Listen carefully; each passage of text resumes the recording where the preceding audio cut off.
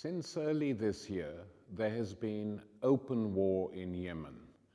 A Saudi military offensive against the country, titled Operation Firmness, started with large-scale bombing raids and drone attacks on various parts of the country. The Saudis were fearful that the Houthi rebellion that had started might take over the entire country, creating a state in the Yemen that was dominated by the Shia faction of Islam, and that would pose a threat to the hegemony of the Saudi monarchy and its supporters in their own country. This was not a totally incorrect assumption, but the questions that should have been asked are why the Saudi monarchy was becoming isolated in its own country, and why it was so frightened of being overthrown by the slightest turbulence in the region.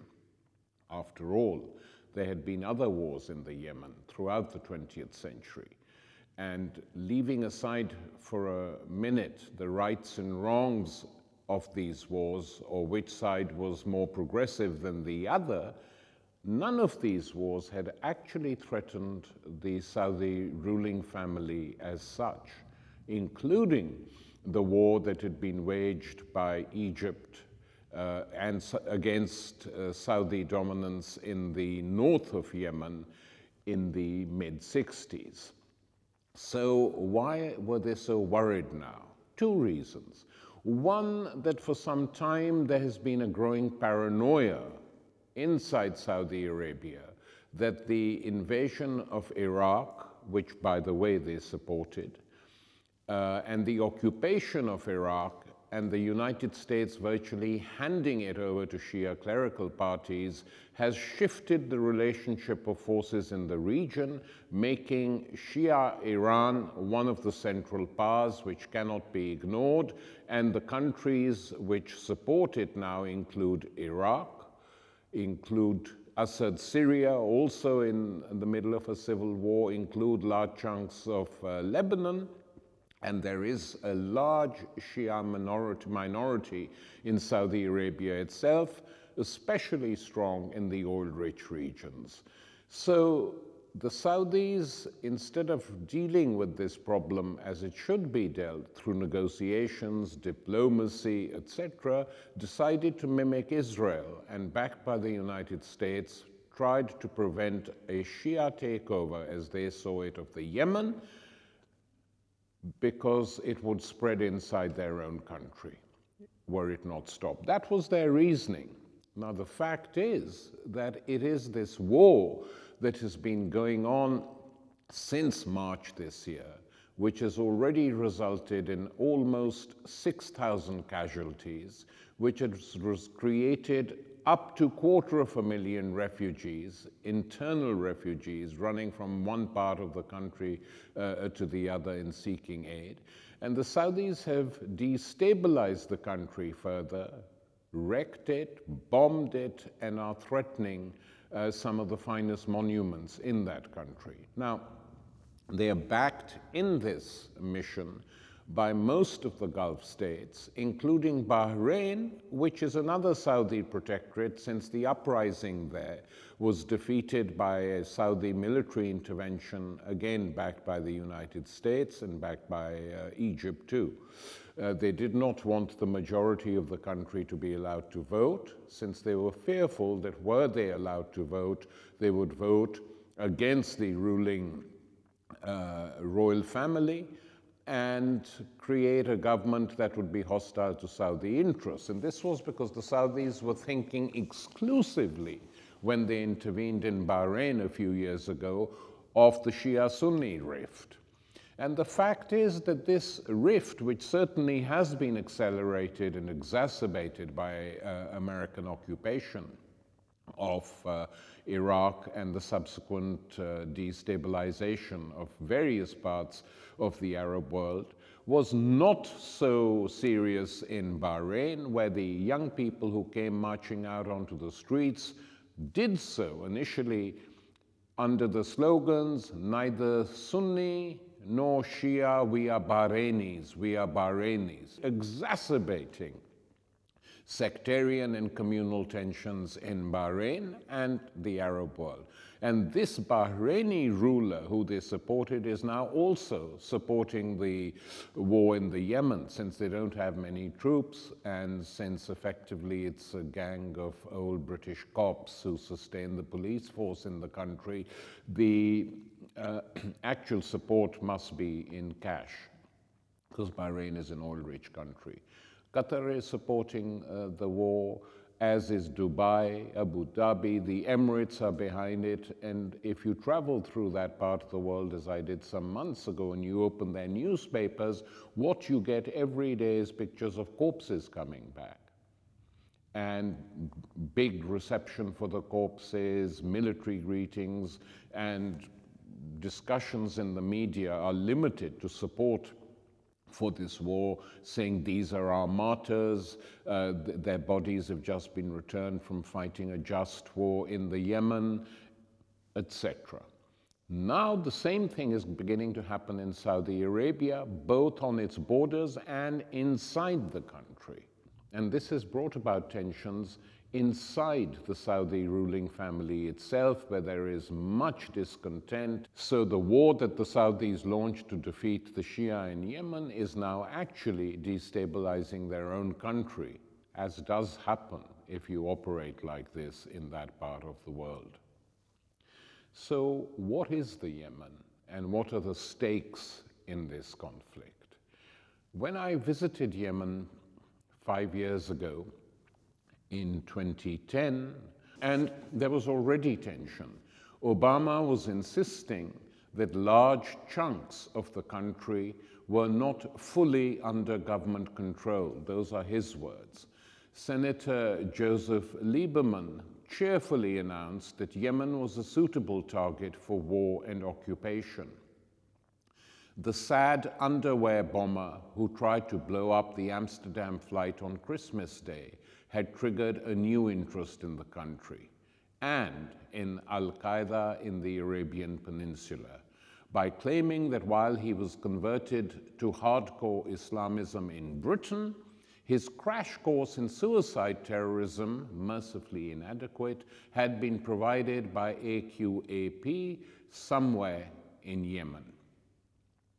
Now, the thing that one has to understand about Yemen is that it is a proper country, unlike the imperial petrol stations dotted across other parts of the Arabian Peninsula, where the ruling elites live in hurriedly constructed skyscrapers designed by celebrity architects, flanked by shopping malls, displaying every Western brand, and serviced by wage slaves from South Asia and the Philippines.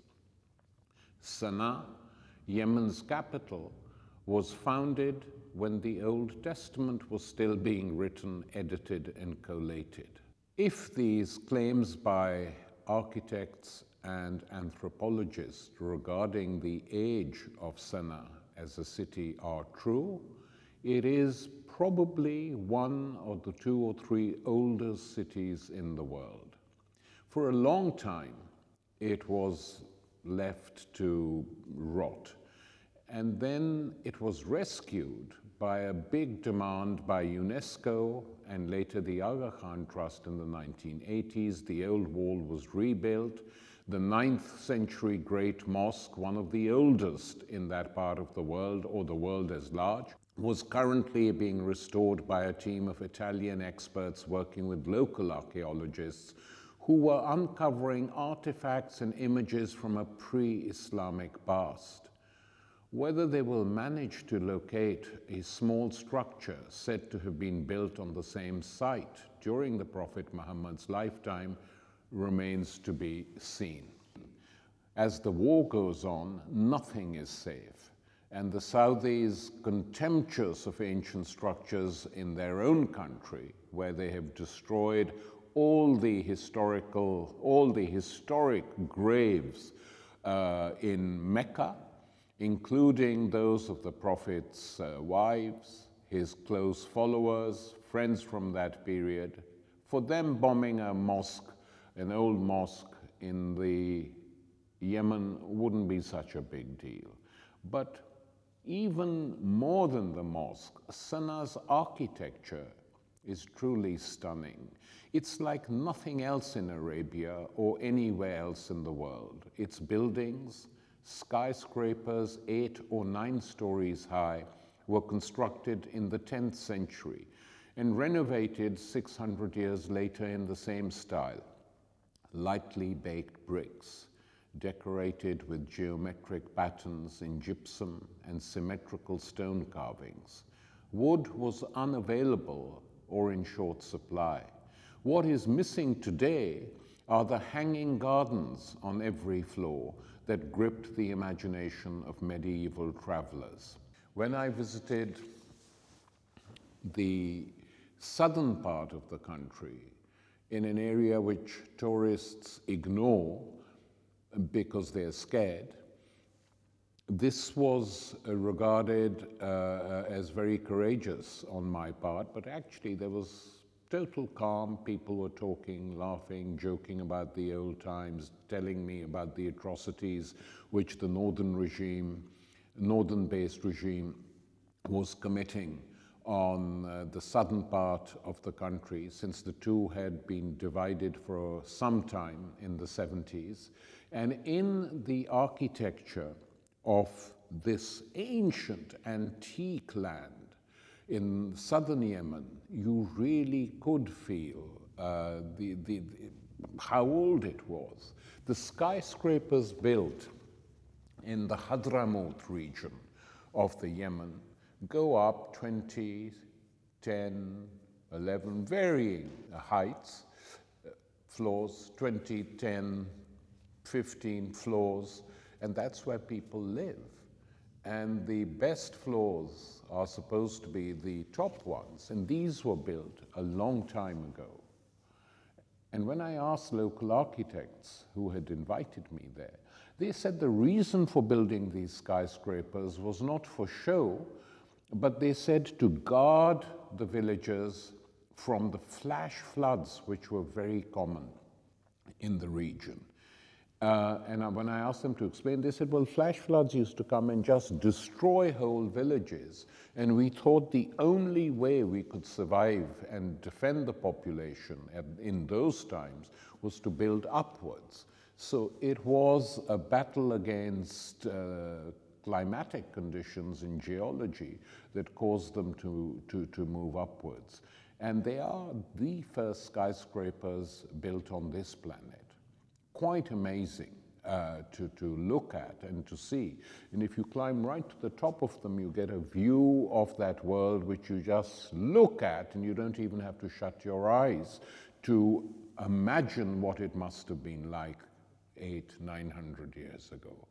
This is something that needs to be preserved and should be preserved forever, because it's an example which exists nowhere else.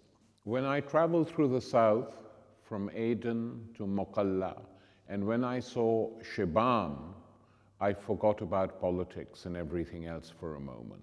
This walled city of mud brick skyscrapers, some of them more than 100 feet high, is a living museum.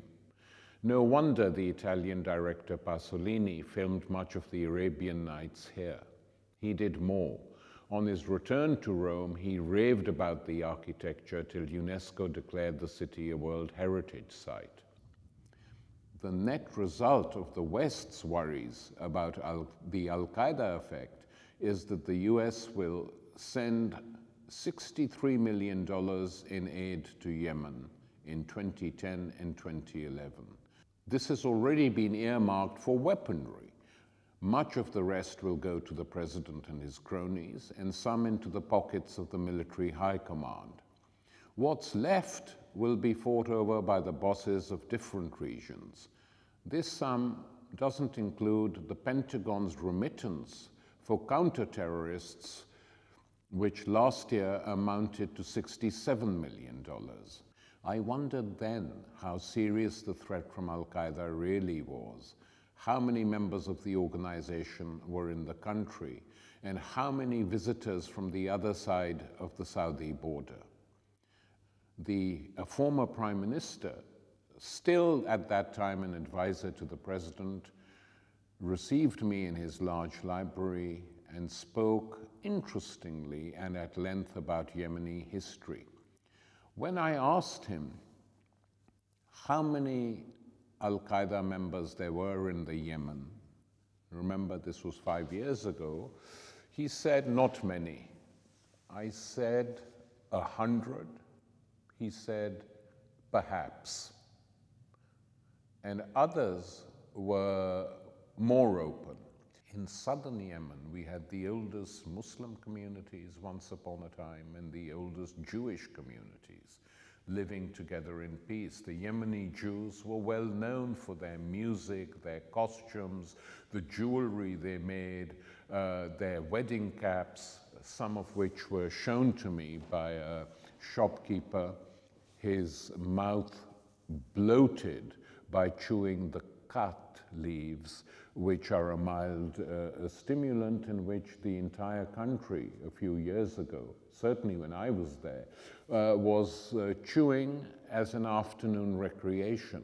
I asked locals in Shibam about Al-Qaeda. One of them came close to me and whispered in my ear, "Do you want to know where Al-Qaeda are based?" I nodded. "In an office next to the president." In both Sana'a and Aden, I encountered similar views.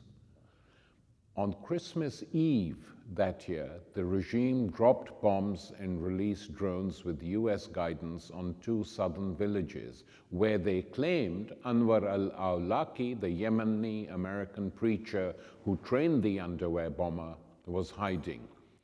They didn't find him, but more than a dozen civilians were killed.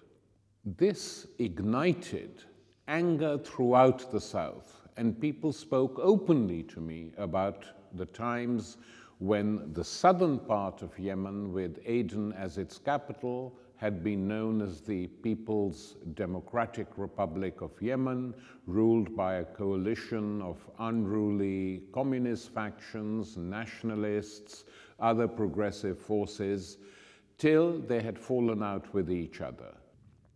So that experience created feelings of a territorial superiority to the North, who were regarded largely as tribals and tribesmen. Aden, I was told time and time again, for the last century, even when it was under British rule, or perhaps because it was under British rule, had given birth to a layer of activists, intellectuals, nationalists, fighting together, trying to free themselves from British rule, which they had succeeded in doing in the 1960s, ending Britain's last direct occupation of an Arab country as an imperial state.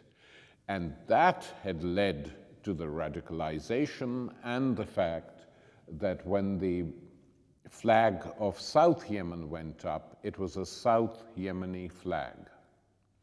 And as British soldiers departed, the loudspeakers played "Things Ain't What They Used to Be," to mark the end of a pretty appalling episode in British imperial history.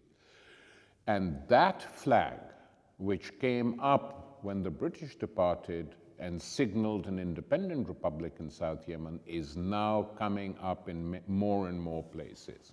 So we have today a situation in Yemen where the Houthi rebellion from the border province with Saudi Arabia spread to other parts of the country. It started recently following an attempt during the course of the Arab Spring of the ordinary people in Yemen, in Sana'a, in Taiz, in Aden, in Mukalla, in all the cities of Yemen, to try and create a new state, to try and create a new constitution, to try and have democracy in their country. The United States wasn't too keen on this one, so they backed the military regime of President Saleh. It was Washington that refused to let the regime in the Yemen fall. And the result of that was a semi-civil war in both North and South Yemen. For the first time, there was a feeling that the people in both parts of Yemen were uniting against their rulers. And then in came the jihadi groups, first Al-Qaeda, which now grew. Despite all the attempts to drone it out of existence, it grew and developed its armed wing. And more recently, Daesh, or the Islamic State, has also been active. Fearing a spread of Al-Qaeda into other parts of the countries, the Houthis now formed an army, a militia, which began to march southwards to try and take the city back, in the course of which they took Aden. And the fall of Aden to the Houthis signaled a new stage in the conflict. Before I go on, it's important to explain what Shiaism is in the Yemen. Shiaism in the Yemen is Zaydi Shiaism. It's complicated, I know. But the Zaydis trace their descent back to a grandson of the Prophet. And they were always part of a very soft religious school which encouraged skepticism, which was not all that different from Sunnism, which preached the unity of Islam, and they regarded themselves as the heirs of the Mu'tazilites, who were an early medieval religious current within Islam, which challenged everything, including the validity of the Quran, which they said was a human document and was not dictated by God, which if you say today in any parts of the Muslim world, you'll probably be hanged or executed. But this was a legitimate current of thought in Baghdad in the early medieval period, and two of the caliphs in Baghdad belonged to this particular current and used to flog mullahs in public unless they admitted the Quran was a man-made document. About 40% of the Yemeni population are Zaydi Shia, and of the others, about 20% are never sure whether they are Zaydi Shia or whether they are Sunnis. And the Saudi intervention was designed, and the Saudis have been trying to crush the Houthis who are on their border for many, many years. So it's not simply a question of religious differences, which is the easiest way to describe it, but also the laziest. There are many, many issues at stake, always, not just in Yemen, but also in Iraq and in Syria, as we have pointed out and explained in this program many a time. So the Saudi intervention now shows no signs of success. The Saudi puppet leader, Hadi, who they imposed as president, was removed from Aden because they couldn't defend him. He's back in Saudi Arabia, so technically the country is without a president. His defense minister was kidnapped by some militia or the other. So what is happening at the moment is chaos in the north and the south. And from this chaos, what is emerging is now a new independence movement in southern Yemen, who are raising the flags of the old South Yemen regime. Many of them have no desire to be ruled by Al-Qaeda or any of these jihadi groups, and will fight back if this goes on. No doubt about it. So we have the people of southern Yemen at the moment being bombed by the Saudis on the one side and the people in alliance with them, from the skies, being attacked by Al-Qaeda and ISIS inside the country, and actually receiving very little help from anyone outside. So what is happening is these little people's militias of one sort or another.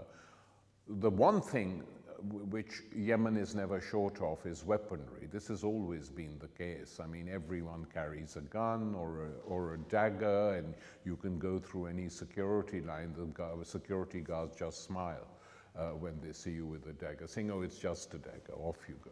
So there are people armed in that sense, and they're now buying or stealing weaponry of every sort, and so a form of resistance is springing up, but the situation is so chaotic that it is extremely difficult to work out exactly what is going on. On the 14th of October this year, there was a demonstration of thousands, tens and tens of thousands of people in Aden and other parts of the south calling for South Yemeni independence, secession, saying we've had enough, we don't want to be part of the northern regime. So this is going to end badly for those who embarked on this war, a war which is costing a lot of lives, a war that is ignored, largely ignored by the Western media, because they don't know what to write, since Saudi Arabia supplies most of Western Europe and North America with a lot of money and buys their weapons, and now we see how these weapons are being used, and because it's not good form to constantly criticize the Saudis or to criticize them at all. One of the least criticized countries from the Arab world in the Western media is Saudi Arabia. They can get away with everything, and they do. And the Southerners especially will be intent on clawing back their independence. They had agreed to become part of a united Yemeni state, but the way they were treated by the northern rulers who dominated the country was absolutely appalling. And the war now convinces them that they're better on their own. Whether they will get it, again, remains an open question, and whether it's even a good thing for Yemen at the moment is another question. And then there is the other problem, that even in the south, the country, the southern part of the country, is riven with factions, different militias. At the moment, they're fighting the common enemy. They're perfectly capable of turning against each other. So this uncovered war, this semi-secret war that is being waged by Saudi Arabia and its allies, and backed with Western weapons, and left alone by the West, is resulting in shortages of food, of water. Medical aid is not reaching people in time. Aden, a booming city. Not a happy city when I saw it, but not an unhappy city either. People were indifferent or cynical.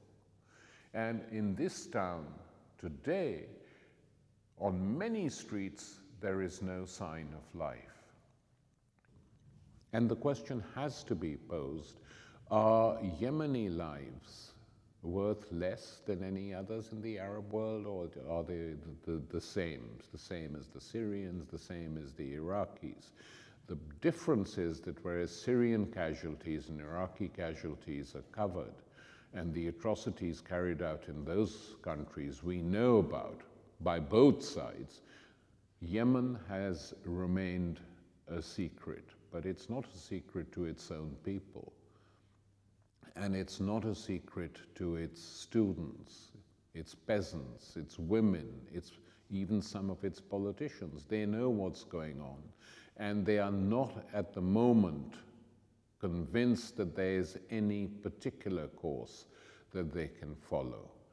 If Yemen is allowed to be bombed daily, if the casualties rise, I have absolutely no doubt that the days of the Saudi regime are numbered.